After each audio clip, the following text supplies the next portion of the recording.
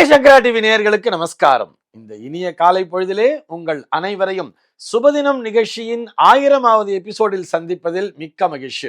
இந்த மாபெரும் வெற்றியானது உங்கள் அனைவரின் ஆதரவுடன் தான் சாத்தியமாகி இருக்கிறது. இதில் எந்த சந்தேகமும் இல்லை. இந்த அன்பும் ஆதரவும் எப்பொழுதும் தொடர்ந்து கொண்டிருக்க வேண்டும். நம்முடைய இந்த சுபதினம் நிகழ்ச்சியானது தொடர்ந்து 5000, 10000, 50000 என்று 1,00,000 எபிசோடுகளையும் கடந்து என்றென்றும் வெற்றி நடை போட வேண்டும் என்ற பிரார்த்தனையோடு இன்று 14/12/2024 இந்த நாள் எப்படிங்கிறத பார்க்கலாம் வாங்கோ. இன்றைய தினம் குரோதி வருடம் கார்த்திகை மாதம் 29ஆம் தேதி சனிக்கிழமை. திதி பார்த்தோம்னா வளர்பிறை சதுர்தசி திதி மாலை 4:59 வரைக்கும் இருக்கு. அதனை தொடர்ந்து பௌர்ணமி திதியானது வந்து விடுகிறது. இன்னைக்கு நட்சத்திரம் பார்த்தோம்னா ரோகிணி நட்சத்திரம் அதிகாலை 3:52 வரைக்கும் இருக்கு. அதனை தொடர்ந்து மிருகசீரிஷம் நட்சத்திரம் என்பது வந்து விடுகிறது. அதிகாலை 3:52 வரை, அதாவது ரோகிணி நட்சத்திரம் இருக்கின்ற வரை இந்த நாளானது ஒரு அமிர்த யோகம் கூடிய நாளாக இருக்கிறது. அதனை தொடர்ந்து சித்த யோகம் என்பதும் வந்து விடுகிறது. இது போக பஞ்சாங்கத்திலே வரக்கூடிய யோகம் அப்படின்னு சொல்லி பார்த்தோம்னா இன்னைக்கு சித்தம் அப்படிங்கிற ஒரு நாம யோகம் காலையில 8:22 வரைக்கும் கொடுத்திருக்கா.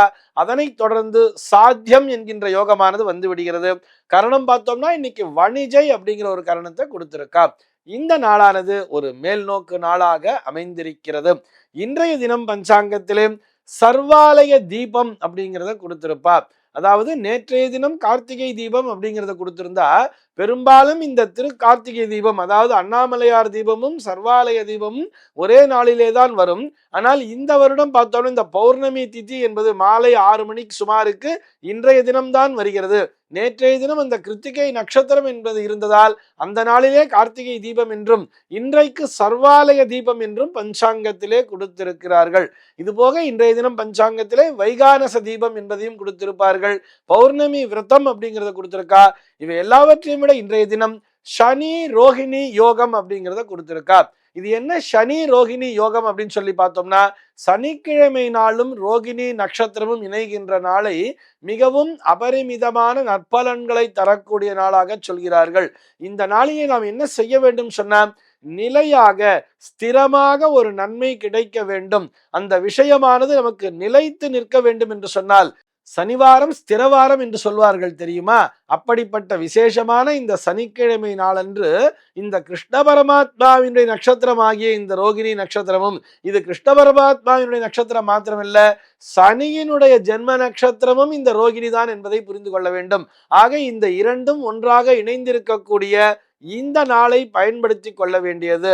ஏதோ ஒரு நோய் இருக்குன்னு சொன்னா கூட அந்த நாள்பட்ட நோய், அந்த நோய் முற்றிலுமாக தீர்ந்து விட வேண்டும் என்று சொன்னால் அதற்குரிய மருந்துகளை கூட இன்றைய தினம் உட்கொள்ளலாம் அப்படிங்கிற மாதிரி இந்த சனி ரோகிணி யோகத்தை பற்றி மிகவும் விசேஷமாக சொல்லி இருக்கிறார்கள்.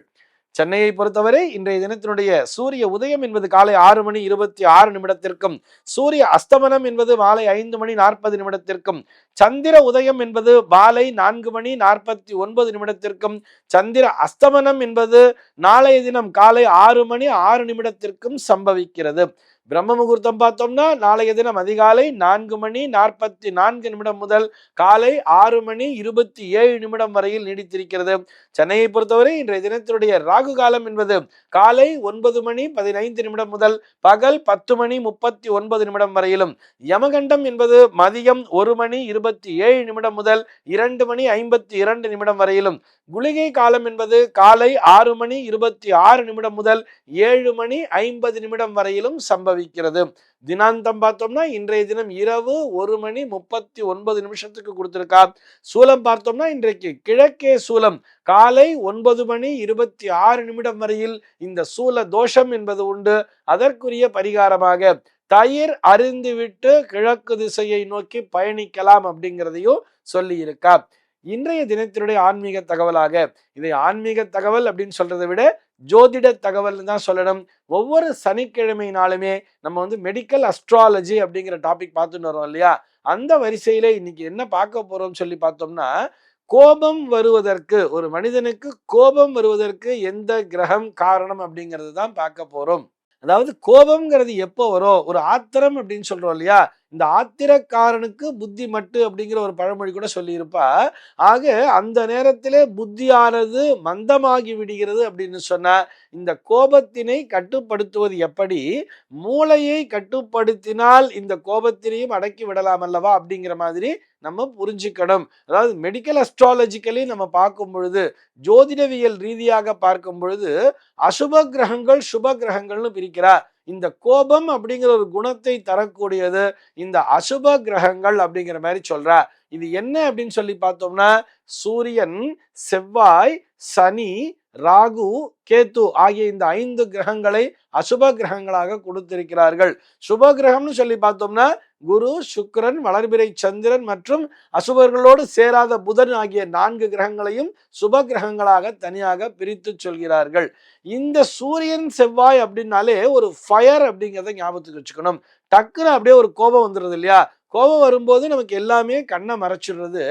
உதாரணத்திற்கு நம்ம சொல்ல போனோம்னு சொன்னோம்னா, நல்ல மனிதர்கள் பலரும் சிறையில் வாடிக்கொண்டிருப்பதை பார்க்க முடியும். அதாவது இவங்க எந்த தப்புமே பண்ணியிருக்க மாட்டா, அந்த ஒரு செகண்ட்ல ஒரு அவசரப்பட்டிருப்பா.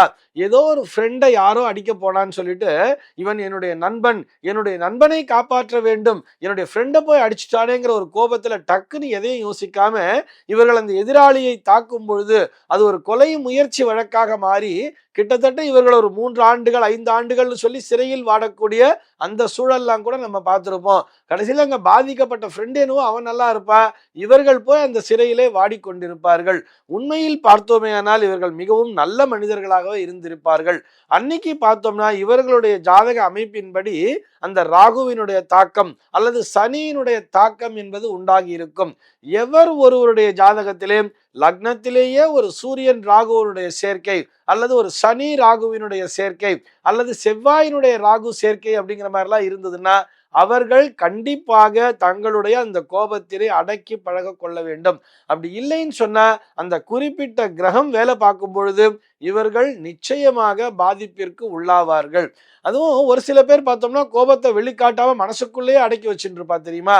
அவங்களுக்கெல்லாம் பார்த்தோம்னா இந்த பிபி அப்படிங்கிறது தாறுமாறா ரைஸ் ஆயிடும். அவர்களுக்கு உடல்நிலையிலேயே பாதிப்பு என்பது கூட வரக்கூடும். கட்டுக்கடங்காமல் செல்லக்கூடிய அந்த கோபத்தினை அடக்க வேண்டும் சொன்னா எப்படி சார் அடக்கிறதுன்னு சொன்னா அந்த நேரத்திலே அந்த கோபம் உண்டாகக்கூடிய அந்த சம்பவம் நடக்கும் பொழுது சிந்தித்து செயல்பட வேண்டும்.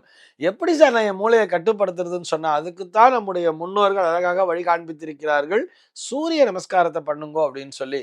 சார் இது என்ன ஒரு கான்ட்ரவர்சியா சொல்றேன், சூரியனும் செவ்வாயும் தான் ஒரு ஃபயர் அப்படின்னு சொல்றேன். சூரியனால ஒரு உஷ்ணம் தானே வரும், சூரிய நமஸ்காரம் பண்ணும்பொழுது இன்னும் கோபம் தானே அதிகரிக்கும் என்று நாம் தவறாக கருதக்கூடாது. ஏன்னு சொன்னா சூரிய நமஸ்காரத்தை எப்ப பண்ண சொன்னான்னு சொன்னா அதிகாலை பொழுதிலே அந்த சூரிய உதயம் என்பது நடக்கிறது அல்லவா? அந்த சூரிய உதயத்திலிருந்து முதல் 1 மணி நேரத்திற்குள்ளாக அந்த நேரத்தில் தான் சூரிய நமஸ்காரத்தினை செய்ய வேண்டும். அந்த சூரிய ஒளியினை நாம் வாங்கி கொள்ளும் பொழுது நம்முடைய மூளையிலே இருக்கக்கூடிய நரம்புகளானது மிகவும் கட்டுப்பாட்டோடு வேலை செய்கிறது. அந்த நேரத்திலே நம்முடைய சிந்தனை தடுமாறுவதற்கு எந்த விதமான வாய்ப்பும் இருக்காது. நீங்க இதை பிராக்டிக்கலா கூட செக் பண்ணி பார்க்கலாம். ஏதோ ஒரு கோபப்படும்படியான ஒரு சம்பவம் நடக்கும் பொழுது எதிராளியினுடைய அவருடைய பொசிஷன்ல இருந்து யோசிச்சு பார்க்கணும் இல்லையா? அந்த நேரத்திலே துஷ்டனை கண்டால் தூர விலகுன்னு சொல்லியிருக்கா இல்லையா? எப்படி நாம் தூர விலகி செல்ல வேண்டும் என்பதைத்தான் பார்க்க வேண்டுமே தவிர நாமும் கோபத்திற்கு இடமளிக்கும் பொழுது நம்மையும் அறியாமல் நாம் ஒரு சில தவறுகளை செய்து விடுகிறோம். இது எதிராளிதான் இல்லை, இந்த விஷயமானது குடும்பத்திலேயே கூட நம்ம பார்க்கலாம். அதாவது உயிருக்குயிராக நேசிக்கக்கூடிய மனைவியையே கை நீட்டி அடிக்கக்கூடிய சம்பவங்கள் நடக்கும். அப்படி வேகமா அடிச்சிடும் பொழுது அதனால் அவர்களுடைய உடல்நிலையிலே பாதிப்பு என்பது வரலாம். மனைவியை மட்டும் நான் சொல்லல, குழந்தைகளையும் அந்த மாதிரிதான் போட்டு கண்மூடித்தனமாக அடிக்க வேண்டியது. இப்படி குழந்தைகளை கண்மூடித்தனமாக அடிக்கும் பொழுது அவர்களுடைய உடல்நிலையில ஒரு சில பாதிப்புங்கிறதெல்லாம் வந்துடும் இல்லையா? அந்த மாதிரி அளவுக்கு அதிகமாக கோபப்படுபவர்கள் என்ன பண்ணணும்னு சொன்னா இந்த தியானம் அல்லது யோகா போன்ற வகுப்புகளுக்கு செல்ல வேண்டியது. அதன் மூலமாக தியானத்தின் மூலமாகவும் யோகாவின் மூலமாகவும் அழகாக நம்முடைய மனதினை கட்டுப்படுத்த முடியும். இவை அத்தனைக்கும் கிரகநிலைதான் காரணம் என்பதை புரிந்து கொண்டு நம்முடைய ஜாதகத்தை பார்த்துண்டு எந்த கிரகமானது நம்முடைய லக்னத்தின் மீது அந்த தூண்டுதலை தருகிறதோ, உதாரணத்திற்கு ஒரு ராகுங்கிற ஒரு லக்னத்திலே இருக்கான்னு சொன்னா அவர்கள் அதிகப்படியான அந்த கோபப்படுகிறார்கள் சொன்னா அந்த ராகுவிற்குரிய தானியமாகிய அந்த உளுந்து தானியத்தினால் செய்யப்பட்ட அந்த தின்பண்டங்களை அதிகமாக உட்கொள்ள வேண்டியது. லக்னத்திலேயே சூரியன் இருக்காருன்னு சொன்னா சூரியனுக்குரிய தானியம்ங்கிறது கோதுமை, அந்த கோதுமையை அதிக அளவிலே உட்கொண்டு வர வேண்டியது. இதன் மூலமாக இவர்களுடைய உடலிலே அந்த மாற்றங்களை காண முடியும் அப்படிங்கிறது தான் மெடிக்கல் அஸ்ட்ராலஜிங்கிறது வலியுறுத்தி சொல்கிறது.